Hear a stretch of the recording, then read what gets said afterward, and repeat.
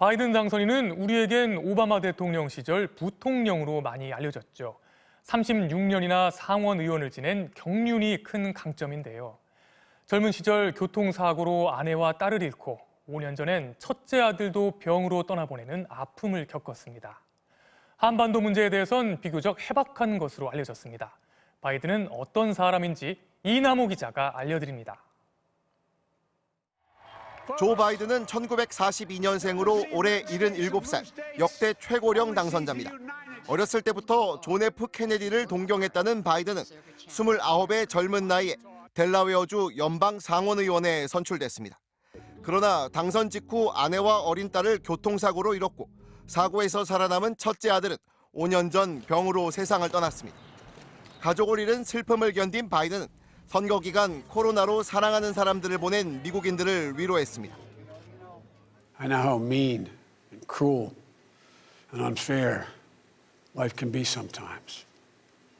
Your loved one may have left this earth, but they'll never leave your heart. 36년간 상원의원은 오바마 대통령 시절 8년간 부통령을 지내 경륜에서 나오는 안정감이 강점입니다. 민주당 경선에선 단점으로 지적된 온건 중도 성향도 분열된 미국을 통합하겠다는 본선 메시지에는 적합했습니다. 반면 주변 여성들에 대한 부적절한 신체 접촉 문제가 지적되기도 했고 자신을 지지하지 않으면 흑인이 아니라는 등 말실수도 잦습니다. If you have a problem figuring out whether you're for me or Trump, then you ain't black.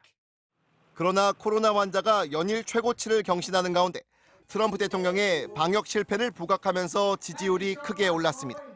한반도 문제도 비교적 해박합니다. 고 김대중 대통령과는 1980년대부터 교분을 쌓았고 햇볕 정책에 대해서도 지지를 아끼지 않았습니다.